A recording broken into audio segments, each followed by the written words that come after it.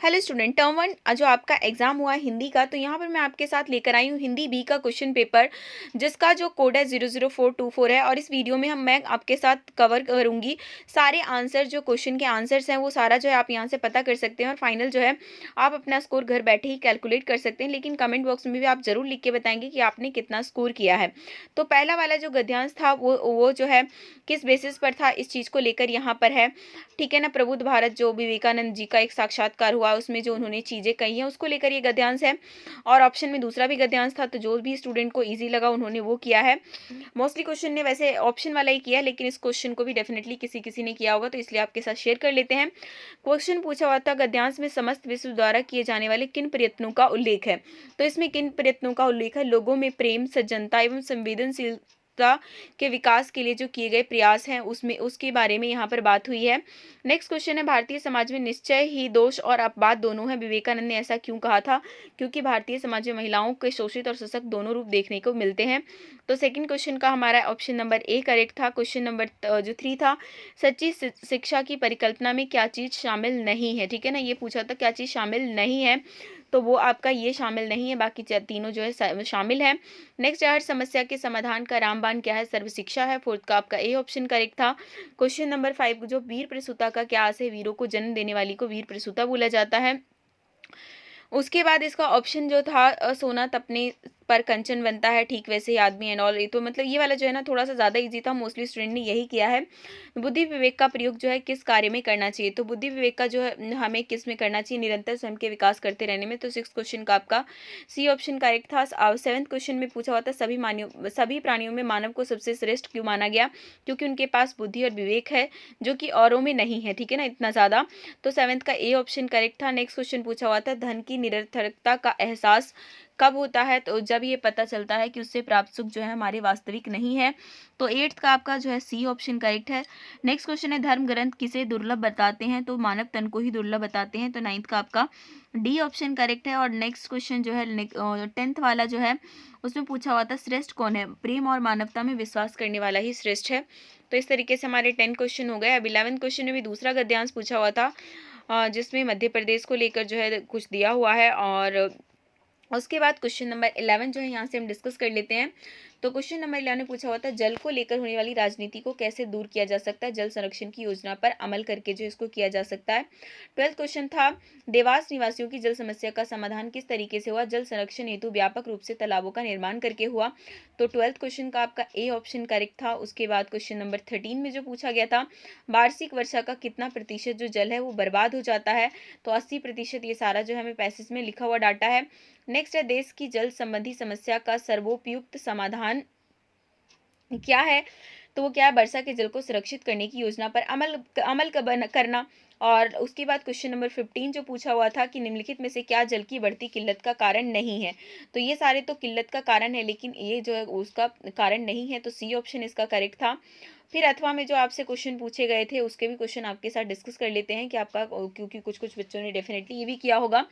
तो अकर्मण्य अपनी असफलता का कारण जो है किसको मानते हैं, तो वो जो है अपने दुर्भाग्य को मानते हैं। तो 16 का बी ऑप्शन करेक्ट है। 17 का जो है, मनुष्य का भाग्य विधाता कौन है, ये पूछा गया था। तो मनुष्य का भाग्य विधाता कौन है, उसके अपने कर्म ही उसके अपने भाग्य विधाता है। तो 17 का ए, ईश्वर की संकल्पना क्यों की गई है, हमें कुमार्ग पर जाने से रोकने के लिए, ठीक है। तो 18 का आपका ए ऑप्शन करेक्ट है। साथ में आगे चलते हैं 19 क्वेश्चन। तो चींटियां जो है हमें क्या संदेश देती हैं, सफलता हेतु जो है सतत प्रयास बहुत ही ज्यादा आवश्यक है। गद्यांश में समर्थन किस चीज का किया गया है, तो गद्यांश में जो समर्थन है कर्मवाद का जो है ये इसमें किया गया है। तो आपका 20 का डी ऑप्शन हो रहा है करेक्ट। 21 जो है यहाँ से ग्रामर आना आपका शुरू हो गया है। तो 21 में पूछा हुआ था कि आपका जो है, कमरे में आते ही भाई साहब का वह रद्द रूप देखकर प्राण सूख जाते, इसमें आपको बताना है कि कौन सा पदबंध यूज किया गया है। तो इसमें जो है ना ये आपका क्रिया विशेषण पदबंध है, ठीक है ना, क्रिया विशेषण पदबंध है। तो 21 का आपका, एक मिनट, आपका 21 क्वेश्चन है ना, तो इसके अंदर वह रौद्र रूप देखते ही जो है उसके प्राण सूख जाते, कमरे में आते ही भाई साहब के। तो आप इसका संज्ञा पद बन आएगा, ठीक है ना। 21 का आपका ऑप्शन नंबर सी करेक्ट होना चाहिए, ठीक है ना।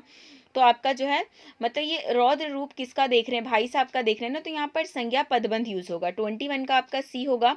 22 सुलेमान उनकी बातें सुनकर थोड़ी दूर पर रुक गए, इसमें क्रिया पदबंध जो है कौन सा है, ये हमसे पूछा गया है, तो रुक गए, ठीक है ना, यही तो इसमें तो सीधा सीधा पता चल रहा है।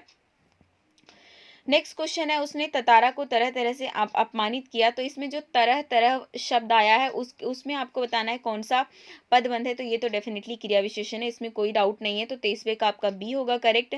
24वें का फैलते हुए प्रदूषण ने पक्षियों को बस्तियों से भगाना शुरू कर दिया, तो इसके अंदर भी आपका संज्ञा पदबंध है, ठीक है। तो 24 का आपका ए ऑप्शन करेक्ट है। नेक्स्ट क्वेश्चन आपसे पूछा हुआ था कि ये वह तलवार को अपनी तरफ खींचते खींचते दूर हट गया, तो आपका जो है इसमें कौन सा है, तो क्रिया विशेषण पदबंध है, इसमें कोई डाउट नहीं है। नेक्स्ट क्वेश्चन पूछा हुआ था, इसमें से आपको सरल वाक्य छांटना है, तो सरल वाक्य जो है इनमें से कौन सा था, आपका ऑप्शन नंबर बी। बाकी सारे आप देखोगे तो जो है संयुक्त वाक्य या फिर मिश्र वाक्य के उदाहरण मिल रहे हैं, लेकिन आपका जो बी है वो सरल वाक्य का उदाहरण है। 26 का बी हो गया करेक्ट। नेक्स्ट है, खिड़की के बाहर अब दोनों कबूतर रात भर खामोश और उदास बैठे रहते हैं, तो रचना की दृष्टि से ये किस तरीके का वाक्य है, तो ये आपका सरल वाक्य ही है, ठीक है। 27 का आपका ए हो गया करेक्ट। नेक्स्ट है, नूह ने उसकी बात सुनी और दुखी हो मुद्दत तक रोते रहे, इस वाक्य का सरल वाक्य में जो है किस तरीके से रूपांतरित होगा, तो नूह जो है उनकी बात सुनकर दुखी होकर मुद्दत तक रोके रहे, मतलब और हटा देना है इसमें, तो आपका 28 का जो है ना आपका बी ऑप्शन बिल्कुल करेक्ट है। क्वेश्चन नंबर 29 के अंदर जो है संयुक्त वाक्य आपको पहचानना था, तो आपका ऑप्शन नंबर ए जो है बिल्कुल करेक्ट है, ठीक है ना। 29 का आपका ए करेक्ट है। क्वेश्चन नंबर 30 के अंदर जो आपसे पूछा गया था, क्वेश्चन नंबर 30 में बोला था कि मिश्र वाक्य आपको ढूंढना है कि इनमें से कौन सा है, तो आपका ये ऑप्शन नंबर डी बिल्कुल करेक्ट किया हुआ है, जिनका भी ये क्वेश्चन पेपर है। अब क्वेश्चन नंबर 31 में पूछा हुआ था कि नरहरि जो शब्द है किस समास का उदाहरण है, तो बिल्कुल कर्मधारय समास का उदाहरण है, बिल्कुल ठीक है। तत्पुरुष समास का इसमें से कौन सा उदाहरण है, ये नेक्स्ट क्वेश्चन में पूछा हुआ है। तो 32 का भी आपका जो है शब्द रचना बिल्कुल करेक्ट किया हुआ है इन्होंने। 32 का आपका डी ऑप्शन करेक्ट है। नेक्स्ट है 33 क्वेश्चन। 33 का आपका जो है अव्ययी भाव समास का उदाहरण नहीं है, ठीक है ना, तो बेवक्त बेकार बेरा है लेकिन बेहतर नहीं है, ठीक है। तो 34 जो है आपका नेक्स्ट क्वेश्चन हुआ था, आंच रहित शब्द के लिए सही समास विग्रह क्या है, आंच से रहित। उत्तर पद प्रधान होता है किस वाले समास में, ये हमसे क्वेश्चन में पूछा हुआ है, तो वो होता है तत्पुरुष समास का, तो आपका 35 का डी ऑप्शन करेक्ट है। 36 का भी आपका डी करेक्ट है। शब्दहीन शब्द के लिए आपको बताना है शब्द से जो हीन हो और इसमें तत्पुरुष समास यूज हो रहा है। नेक्स्ट आपके मुहावरे वाले क्वेश्चन शुरू हो गए। 37 निराशा के बादल छटना, ठीक है ना, निराशा के बादल छटना मतलब उदासी दूर होना। व्यंग करना वाक्यांश के लिए कौन सा उपयुक्त जो है मुहावरा यहाँ पर यूज किया गया है, तो वो क्या है, व्यंग करना मतलब सुक्तिवान चलाना, सुक्तिवान चलाना मतलब किसी पे व्यंग कमेंट करना, ठीक है ना। तो 38 का आपका जो है यहाँ पर ए वाला ऑप्शन बिल्कुल करेक्ट है। 39 के अंदर जो है ईश्वर को पाने के लिए मतलब क्या करना पड़ता है, इसमें से कौन सा ऐसा मुहावरा है जो बिल्कुल फिट बैठेगा, तो आपा खोना ही पड़ता है, ठीक है। तो 39 का आपका बी हो गया। नेक्स्ट आपका है क्वेश्चन नंबर 40 में मुहावरे और अर्थ के उचित मेल वाले विकल्प को आपको चुनना है, इनमें से कौन सा मुहावरा और उसका अर्थ जो है बिल्कुल सही दिया हुआ है, तो वो है पन्ने रंगना व्यर्थ में लिखना, ठीक है ना। तो 40 का आपका सी ऑप्शन करेक्ट होगा। 41 का जो है आटे दाल का भाव मालूम होना मतलब कठिनाइयों का ज्ञान होना, तो 41 का आपका बी ऑप्शन करेक्ट है। अब उसके बाद आगे चलते हैं 42 में। तो 42 जो है अब आपके पाठ्य पुस्तक से स्टार्ट हो गया। तो जब मैं था तो मैं किसका प्रतीक है, जब मैं था तो हरी नहीं हरी था तो मैं, इस तरीके से जो है ना ये क्वेश्चन आपसे यहाँ पर पूछा गया था। तो 42 में जो है जब मैं था में मैं किसका प्रतीक है, तो अहंकार का है, ठीक है ना। 42 आपका डी ऑप्शन करेक्ट होगा। 43 का भी आपका डी ऑप्शन करेक्ट है। और अब हम बात करते हैं तो 42, 43 और 44 बैक टू बैक, तो जो तीनों ऑप्शन है ना वो आपके डी वाले हैं। उसके बाद आगे चलते हैं क्वेश्चन नंबर 45 में। तो 45 का आपका ऑप्शन नंबर बी करेक्ट है। अब उसके बाद ततारा बमीरों में से भी इन्होंने जरूर दिया है क्वेश्चन, और उस वाले सेट में भी हमने देखा था। तो 46 में वो बमीरों के लिए ततारा को भूलना क्यों आवश्यक था, क्योंकि वो दूसरे गांव का था और उनके गांव में जो है विवाह संबंध जो है दूसरे गांव से वो मतलब उनके परंपरा के खिलाफ था एंड ऑल। तो 46 का डी ऑप्शन करेक्ट है। बमीरों घर पहुंचकर कैसा महसूस कर रही थी, तो वो कैसा महसूस कर रही थी, असहज महसूस कर रही थी।